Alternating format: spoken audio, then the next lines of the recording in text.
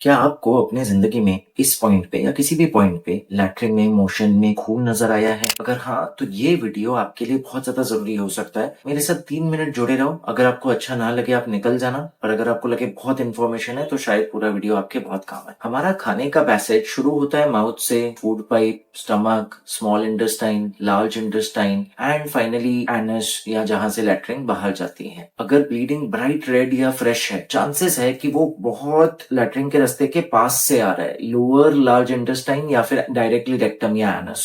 अगर मरून या थोड़ा डार्क रेड है, इसका मतलब वो प्रॉक्सिमल लार्ज इंटेस्टाइन या टर्मिनल स्मॉल इंटेस्टाइन से आ रहा है, थोड़ा और ऊपर से।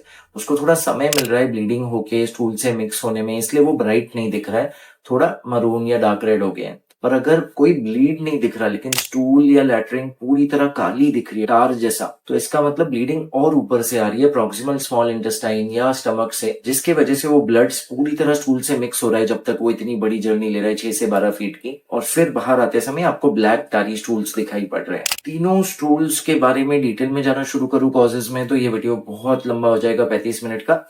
तो हम बात करेंगे ब्राइट रेड ब्लड जब स्टूल में आए तब क्या करना है। क्या होता है जब ब्राइट रेड ब्लड आए स्टूल में, चाहे आपको टॉयलेट पेपर पे दिखे या पैन में दिखे उठने के बाद, या अभी भी थोड़ा लगा हुआ है क्लीन करते समय, ऐसा नहीं होता है। बलगम में खून के बहुत कॉजेज है, वैसे ही लैट्रिन में भी खून के बहुत कॉजेज है, और कैंसर शायद बहुत कम नंबर में उसका कॉज है, उसके उससे बहुत ज्यादा कॉमन कॉजेज है।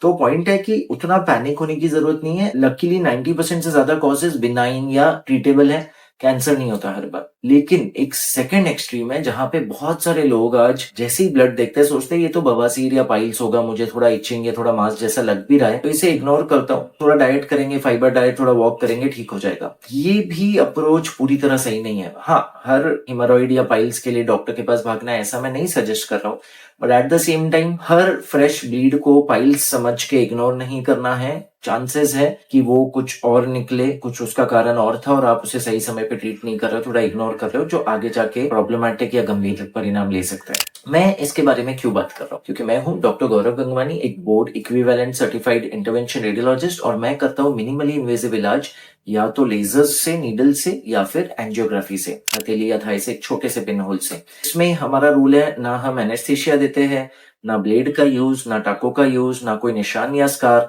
ना ज्यादा पोस्ट ऑफ मॉर्बिडिटी या रिकवरी पीरियड। आप ज्यादा से ज्यादा 12 से 24 घंटे में अपने घर लौट के अपना रेगुलर लाइफ रिज्यूम कर सकते हो बिना किसी मेजर सीक्वेल के, मैक्सिमम केसेस में।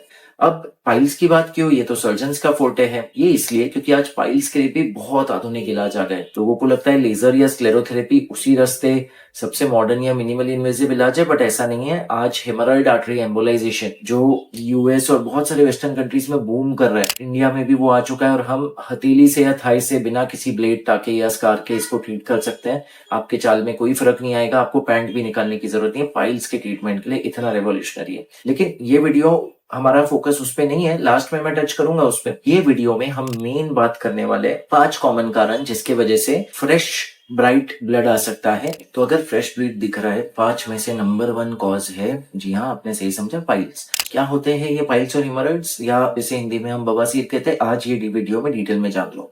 देखो, हमारे लैट्रिन के रास्ते में कुछ एंडोवैस्कुलर कुशन्स होते हैं, यानी कि खून के नसों के गुच्छे, जो 3 जगह पे मेजरली गुच्छे जमा होते हैं और ओवरऑल अपना फंक्शन कर रहे होते हैं। वहां पे ब्लड जमा होता है, वेन्स द्वारा लौटता है। कभी कभी क्रॉनिक कॉन्स्टिपेशन की वजह से, डाइटरी फाइबर ना होने की वजह से, ज्यादा मूवमेंट नहीं है, टॉयलेट हैबिट सही नहीं है, मोबाइल या न्यूज़पेपर लेके बैठे हुए हो मिनटों मिनटों तक, ये सारी क्यूमुलेटिव आदतों की वजह से ये कुशन्स का सपोर्टिंग स्ट्रक्चर लूज होने लगता है।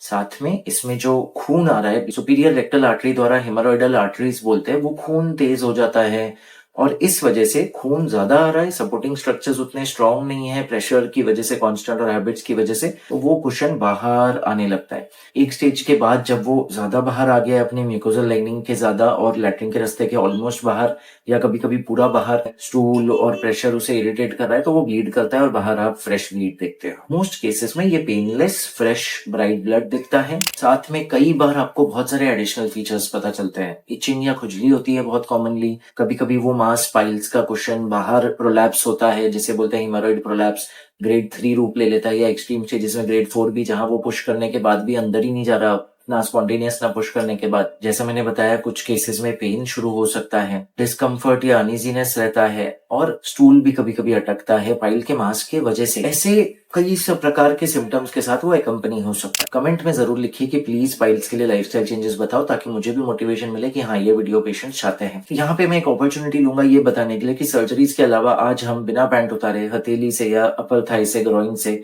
एक छोटी सी तार ले जाके भी इसका ट्रीटमेंट कर सकते हैं बिना किसी मेजर दिक्कत के। बट एनीवेज, इस वीडियो में हमने बात की थी कि 5 कारण हो सकते हैं, जिसमें से पहला पाइल्स है। Second, one of the common कारण क्या है जिस वजह से ब्राइट रेड ब्लड आ सकता है, वो है एनल फिशर। जी हाँ, फिशर और हेमोरॉइड्स बिल्कुल दो अलग चीज है। फिशर क्यों बनता है? जब स्टूल बहुत हार्ड हो जाता है, कॉन्स्टिपेशन काफी हो रहा है, रिपीटेड हो रहा है, तो वन फाइन डे वो हार्ड स्टूल एनस का जो एक्सटर्नल म्यूकोसा और स्किन है उसको फाड़ देता है, उसमें क्रैक आ जाता है, जिसे कहते हैं एनल फिशर।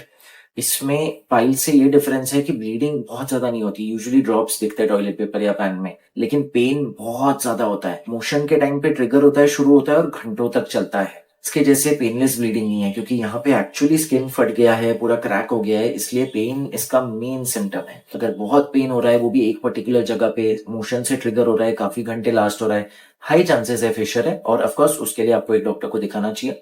लकीली इसका ट्रीटमेंट मोस्ट केसेस में इजी होता है। High fibre diet, good hydration, stool softeners ले लेंगे मैक्सिमम केसेस में, कुछ क्रीम्स देंगे वहां लगाने के लिए जो थोड़ा सुन भी कर देगी और टॉलरेबल बना देगी पेन को, एंड सिट्स बात आपको एडवाइस करेंगे। टब में गर्म लुकवार्म पानी लेके दिन में 2-3 बार बैठना है, ताकि जब थोड़ा आराम आ जाए, और फिर ड्राई करने के बाद आप वो क्रीम्स यूज कर सकते हो। मैक्सिमम केसेस में उससे फिशर हील हो जाता है। कुछ एक्सट्रीम केसेस में, रिकरेंट केसेस में, रिफ्रैक्टरी केसेस में सर्जरी की जरूरत पड़ सकती है, जिसमें सर्जन का रोल है। फिशर मेरा स्पेशलिटी नहीं है, इसलिए मैं उसमें बहुत डिटेल में नहीं जाऊंगा। अब 2 कॉजेज हो गए। What is the third common cause? It is colonic polyps. जी हाँ, अगर टर्मिनल लार्ज इंटेस्टाइन में या डिस्टल लार्ज इंटेस्टाइन में, जो जस्ट लैट्रिन के रास्ते के थोड़ा पहले है, पॉलिप्स या रसोली जैसी गांठें बन जाए उसकी लाइनिंग से ही, तब वो ब्लीडिंग कर सकती है। क्या होता है ये पॉलिप्स? ये म्यूकोसा की आउटग्रोथ्स होते हैं। लकीली मैक्सिमम केसेस में बिनाइन होते हैं, पर कुछ पॉलिप्स मैलिग्नेंट पोटेंशियल रखते हैं या मैलिग्नेंट भी होते हैं, यानी कि कैंसर में पनप सकते हैं। इसलिए अगर ब्लीडिंग है और अगर डॉक्टर को प्रोक्टोस्कोपी पे लग रहा है कि ये पाइल्स या फिशर नहीं है, थोड़ा ऊपर से आ रही है, तो वो कोलोनोस्कोपी करेंगे, ये पॉलिप्स को ढूंढ निकालेंगे। सस्पिशियस केसेस में उन्हें निकाल भी देंगे पॉलिपेक्टोमी करके। लेकिन अगर ब्लीडिंग है और कंफर्म नहीं है कि पाइल्स या फिशर से आ रही है, पेन नहीं है और इंटरमिटेंट है, तो हाई चांसेस है ये पॉलिप भी हो सकता है। इसे इग्नोर नहीं करना है। फोर्थ कारण हमारे इमीडिएट डाइट की वजह से, टॉक्सिन्स की वजह से है, फूड पॉइजनिंग समझ लीजिए, और ये है इन्फेक्शंस। जी हाँ, कोलोनिक इन्फेक्शंस रिलेटिवली काफी कॉमन है।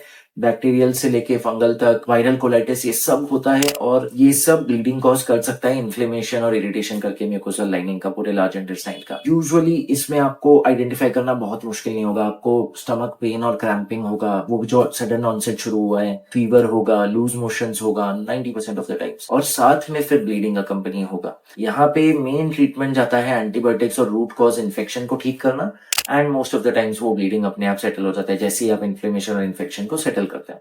फिफ्थ और सबसे इंपॉर्टेंट कारण जो हमने शुरुआत में स्ट्रेस की, वो है कोलोन कैंसर। जी हाँ, कुछ केसेस में, although not the commonest reason, but colon cancer भी हो सकता है। इसलिए जैसा मैंने बोला, कुछ पेशेंट्स हमने देखे हैं, यूट्यूब पे टेस्टिमोनियल वीडियोस है वेस्टर्न पेशेंट्स का, जिन्होंने बताया कि मैं एक लंबे समय तक सोचती रही कि मुझे पाइल्स है, इग्नोर किया, stool softening, fibre diet try किया, और फिर अचानक पता चला कि अरे ये तो स्टेज 4 कोलोन कैंसर है।